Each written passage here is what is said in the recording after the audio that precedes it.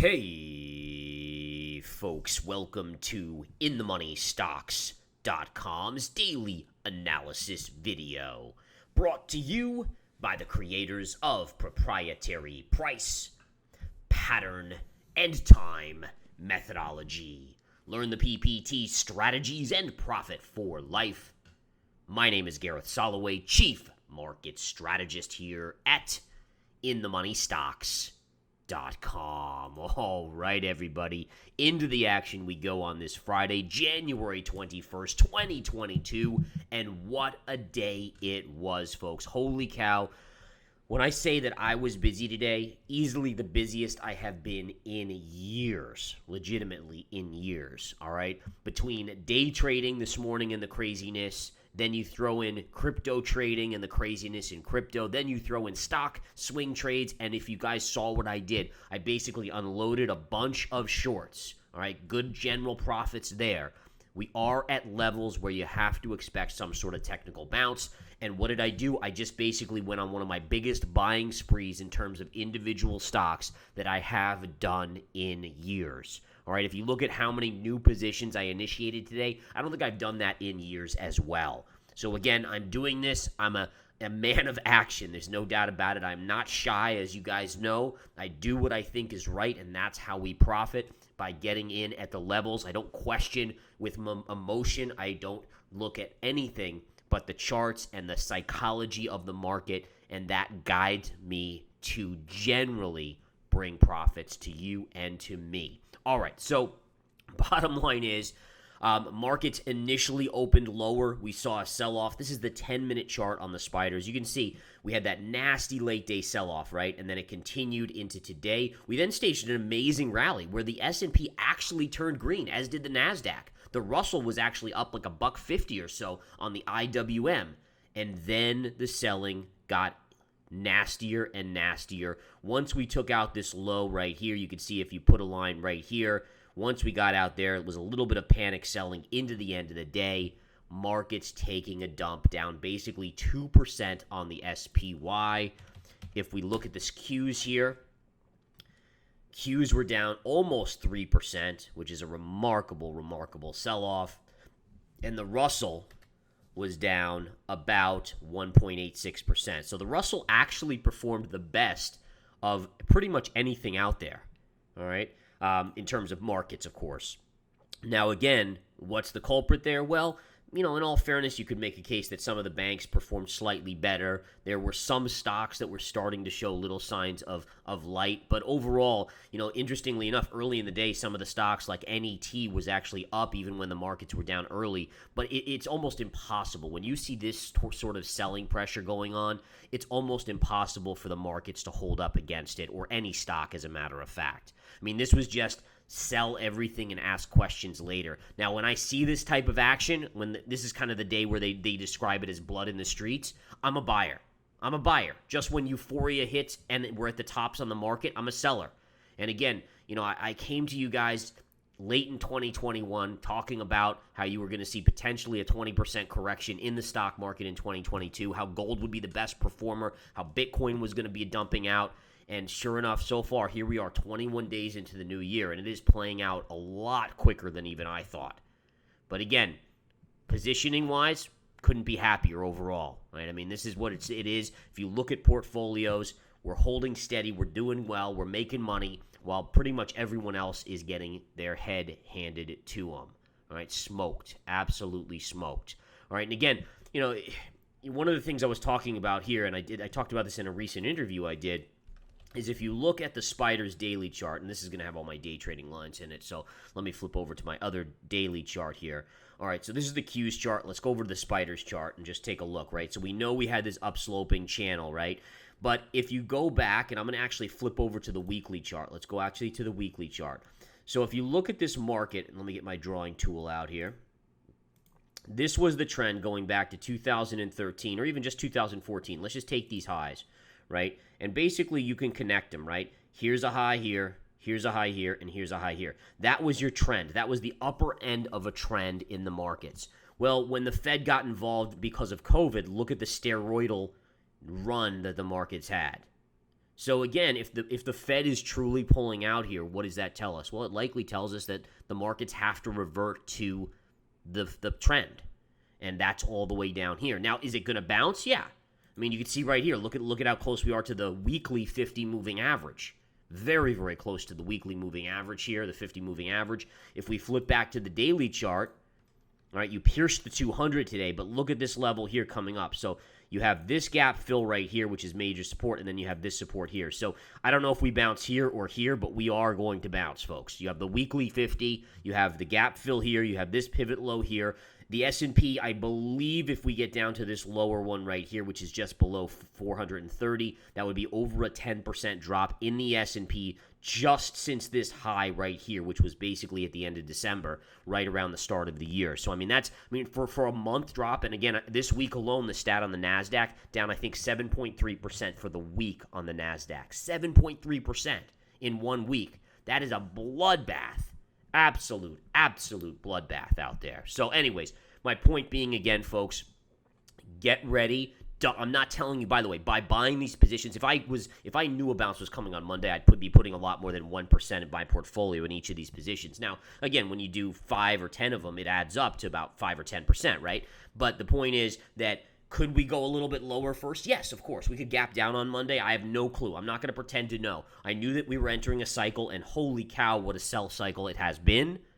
But I don't know specifically the day it'll bounce. I just know in this range, you got the weekly 50, you got the levels that are showing here. You just pierced the 200 moving average for the first time here. A bounce will come.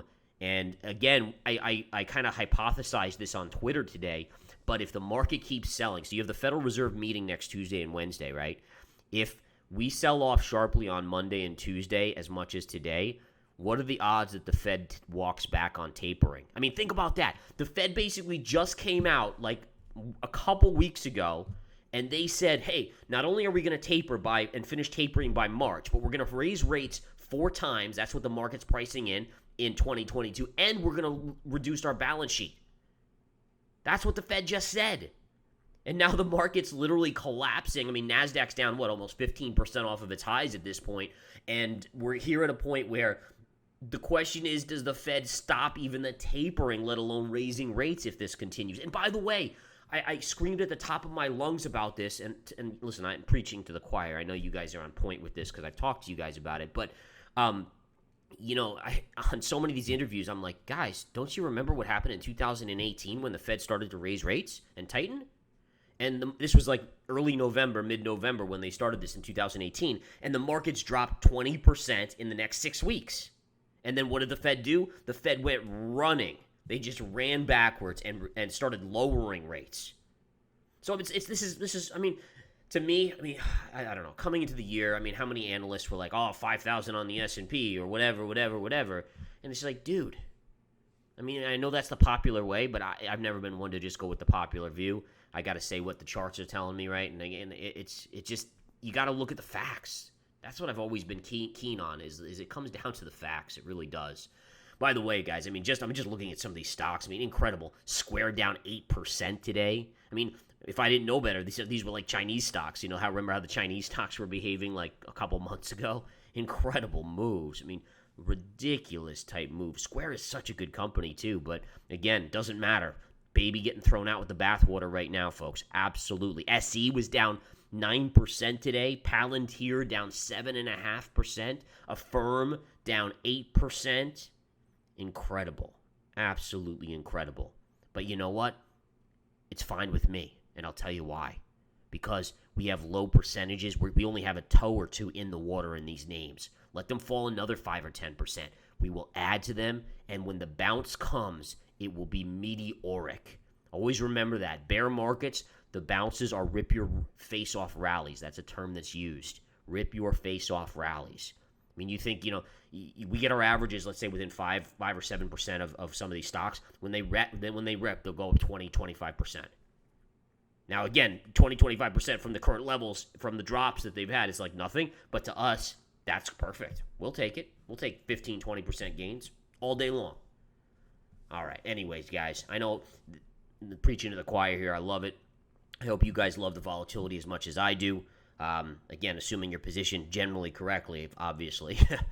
I'm sure there's a lot of people out there that are struggling. But again, I would just point this out, right? Is like, as an average investor, you've whether you've ridden this market up for who knows how long, like the writing's on the wall. I mean, I talked about inflation way before the Fed even said transitory. When they said transitory, I said, no, it's not going to be transitory. All right. And you got to understand that the party can't go on forever. And I use the analogy, and I've told this to you guys many times over, is that, you have the Federal Reserve is basically like the drug dealer, right? They're the ones with the needle there or the IV into the attic, which is just pumping the drugs in. And you have two situations, right? One is they just continue to pump the drugs in until they kill the patient, which is the ultimate bubble collapse, which eventually will happen because eventually the Fed will go back to pumping the drugs in, meaning the money in. Or in this case, the Fed is trying to pull back and they're taking drugs away. But what happens? Well, you go into withdrawal. The addict goes into withdrawal. And so, this is it's a great, one of the greatest analogies that I could ever come up with in this term. It fits the market so well. So well. All right. Let's go to the Qs chart here, guys. Qs hitting major support on the Qs. Not to say we can't break. Again, there's always probabilities, right? Everything we talk about is probabilities. If we do break, where are we going? This would be your next spot right here. All right, but this, again, major support. You've basically done a round trip from this last move up. You reversed it. And then, again, this is major support here. We'll have to see. By the way, crypto's just gotten crushed today. It was so interesting because crypto was holding up so well, and then after the Netflix earnings yesterday after the bell, I mean, holy cow, what a drop on the really it just that was like the straw that broke the camel's back for cryptocurrency. It was holding up so well in the stock market sell-off, and then once the Netflix earnings came out, it was just like de-risk, de-leverage galore. And we've seen Bitcoin and all these other cryptos really come crashing down. All right. So, again, Qs at support. Here's your next support. If we bounce, where do we go? At least back to the 200. My guess is back to this upsloping trend line. We'll continue to watch that. Now, you did see I picked up some TNA today. The idea here was we were basically in or close to this level. You can see we basically closed on that level. I picked it up a little bit earlier in the day. I'm not fretting too much because it's a triple. I mean, we get a bounce on this. You'll see IWM go all the way back up here in a flash. We'll make some good money on it, maybe even a little bit higher, maybe even up to this area up here. But bottom line is, start a position in the TNA, get some exposure to the Russell. I like the fact that the Russell performed slightly better than the S&P and the NASDAQ today. Good small sign. Now we'll see if it can come through. By the way, if you're looking through stocks, there were a few stocks that were up today, but they were like Procter & Gamble and McDonald's. Home Depot eked out a 40-cent gain. I mean, those are the types of stocks that saw a little bit of money flow today, but it was very few and far between. Disney got crushed because of Netflix. Viacom fell sharply, which was fine by me because, again, where did we sell? Where did we sell that at? Like 36 and change? Now we're back in at 31, high 31s. I think it closed around 31.15, but I mean, okay. Rinse and repeat, baby. Let's get right back in. In fact, we got a better entry this time, which is really kind of cool. I love that when that happens, when you take profits on a trade and then it falls so sharply that you get a better entry on a good quality name. And what's going to be interesting, next week we have a lot of big earnings too. So a lot of big tech names reporting next week, plus the Federal Reserve. Should be really interesting. All right, let's take a look at that Bitcoin, that elusive, crazy Bitcoin chart. Let me bring it up now here, folks. Here's your Bitcoin chart. You can see what's gone on here in Bitcoin. You had this big dump out here. We're now trading at 36,684. We did just hit support on Bitcoin, so I'm not sure why this is offset. Sorry about that. There we go. Shows you how crazy of a day it is. Perfect little example there. But having said that, let's take a look at some trend lines here. See this little pivot right here? Draw that trend line right through there. That's right at 36,000. Boom. There you go. That's your support. And again, that is good support. Very good support. And look at the fall on Bitcoin. 69,000 to 36.5 basically at the lows here. Or even went a little bit. It actually went to like 36.3. But, I mean, just incredible. If that breaks, you know where you're going? Right here, 30,000.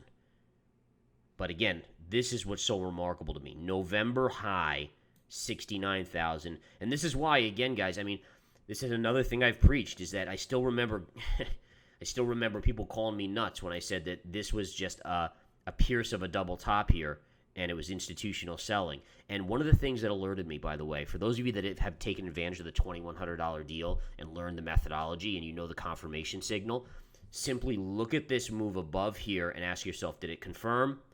When it moved above here, did it confirm? The answer is no. It never confirmed the breakout. The confirmation signal, one of the most, if not the most important things you will ever learn. Ask anyone that's learned it, folks. It is incredible what it tells you.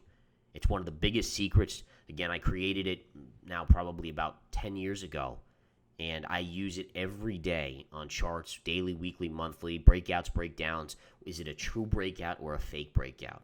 Incredible stuff. All right. Anyways, that's your Bitcoin little update there. Let's flip back to the chart of gold. Let's see what gold did today, which had a stellar week, and that is the price action I love on gold, folks. When gold is barely down on the day and the markets and Bitcoin have collapsed, that is what I like to see. And you guys know I'm a huge gold fan for 2022. Doesn't mean I'm going to love gold for the rest of the years, right? I mean, 5 years I may not like it, but in the near term, I love gold and continue to love it. Will it break out next week? We will find out. Next up, let's take a look at silver. Silver, same thing, holding up really well. It pulled back a little bit off of that 200 moving average, which it should have, in all fairness. Notice it did not confirm above this downsloping trend line either. It is now back below, but maybe next week it can break out over that 200 moving average and make a move. Lastly, oil. Oil basically closed flattish on the day. Bottom line is oil actually holding up really well, but oil will not hold up that well for that long. And again, the reason being is very simple, excuse me, is that the fall in the stock market, again, this is one of the biggest things that no one's talking about. The fall, when you see a firm, I mean, let's even look at AMC. Look at AMC, folks. All right, AMC is almost back down to where it was prior to that big run, right? Look at GameStop. All right, look at this rollover in GameStop. Look at AFRM. All right, look at SE. All right, look at, I mean, you could dime a dozen. Square, Palantir, AI. I mean, some of these I picked up because they're so beaten down. I mean, but NVIDIA. I mean, look at NVIDIA. NVIDIA actually hit a key gap fill today, but or kissed it right here. Look at this. Huge level on NVIDIA. Maybe I'll buy it if it hits the 200 on Monday. Absolutely, I'll buy it.